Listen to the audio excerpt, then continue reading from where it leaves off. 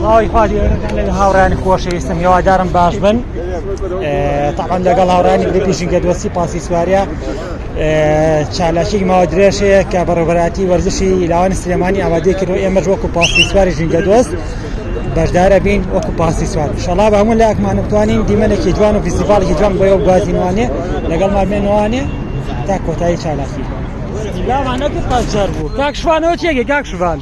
والله كعلي فرقي كوتواني قوم واحد لنا قلت شو طويله شو طويله بنيات شو فيستيفال هناك يعني زعما شو الزايد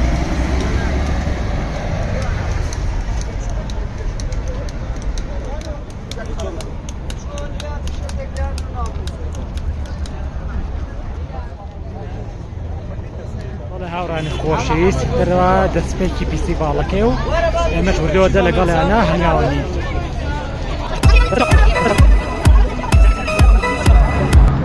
بەڵێ هاورانی خۆشەویست انشاءالله کە دەستمان کرد بە چالاکێکە بۆ ئەوەی خۆشەویست وردەوەدە ڤیدیۆ دەگوازینەوە لەگەڵمان بمێنەوەی کاک دەوەن چۆنی سڵاو لێبێ براکەم ئەحواڵ ئای دەستی خۆش بێ وەک هەمیشە دەستەکانە خۆش ئەوە ڕیایشە تەسویر تصوير يا فيديو نخرج يا جماعة ما ذات يوتيوب هي افرم ممنون كوا دون نقلال قاعد على ما بينابو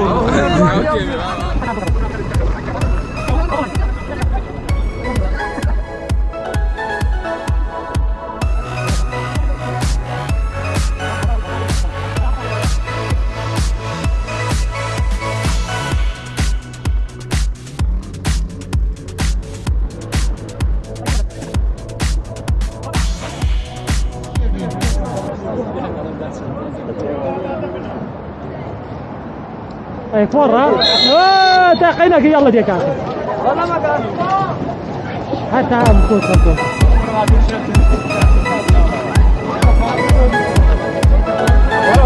اوه ماري انا والله موبايلكم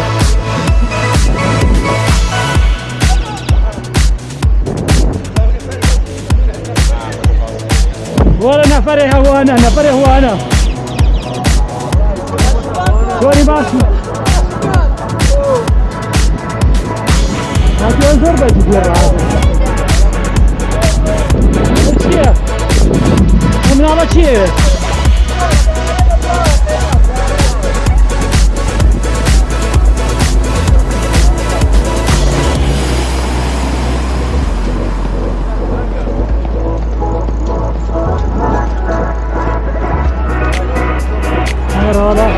راك يا مخ زاد خاطر زاد فكرك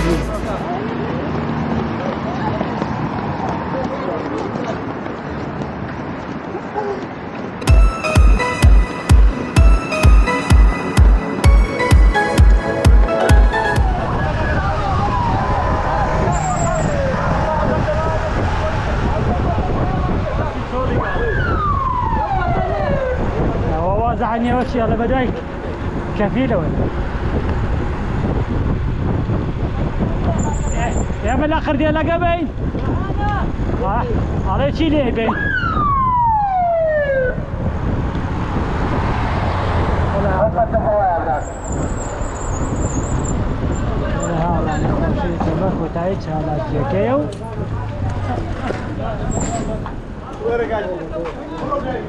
لا لا باسكي سواراني جيجا دوست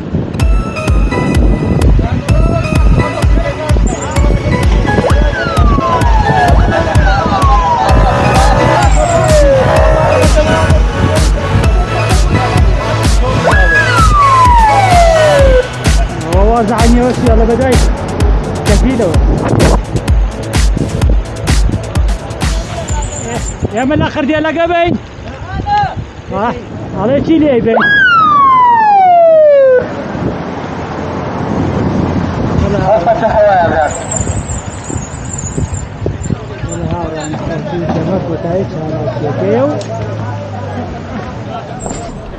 والله هاوران خوش اسمه که دینی تن خوشکبو که لگلان چالشیا امان جامعنا اما وقتی سوت قناه نشته مارکت لگل ما بین وقتا کوتای ویدیو زن کوتای چالکه چیه و یه خوشویسی اگواز نامه والله هاورانی خۆشەویست کاتی دابشکردنی خەڵاتەکانە بەسەر بەشداربوانی ناراسۆنەکە و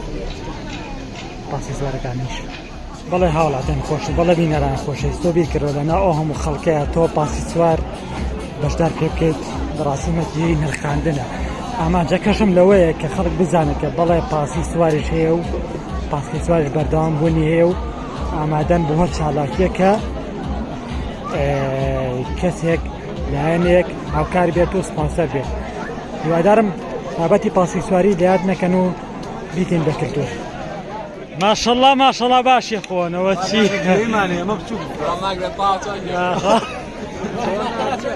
هاوڕانی خۆشەویستم کاتی ئەوەیە کە چینە سەر ستەیج و خەڵات وەرگرتنی نیشتانە یەکەمین براوە قڕان و کچان براوان لەگەڵمانە ئێستا بانگشتی گروپی پاسکی سواری ژینگە دۆستەکەی وەقتایش و هاوکاریکردنی ئێمە دووبارە سوپاس بۆ ئەم گروپە ئازیزە بفەرمونون ئەوانیش دەوان خەسرە و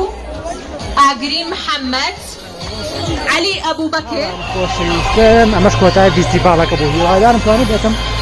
دیمەنێکی جوان بۆ باسبێتەوە کە بۆ ئێمە گرنگە لێرەیە ناوهێنانی گروپی پاسکی سواریش دۆسە و کە بزانم بەڵە پاسکی سواریش وەکو پاسکی سواری گروپی شنگە دۆست و وەکو تا پاسکی سوارەکان بوونی هەیە سەرچاو گاگۆجە سەرچاو هیوادارم پاسکی سواریش ببێت بە بەشێک لە ژیانمان تا بەموو لە یەکمانەیە بیتین بە کلتور بەنزم قبولکەن تا بڵۆکێکی تر سپارگەی خواڵن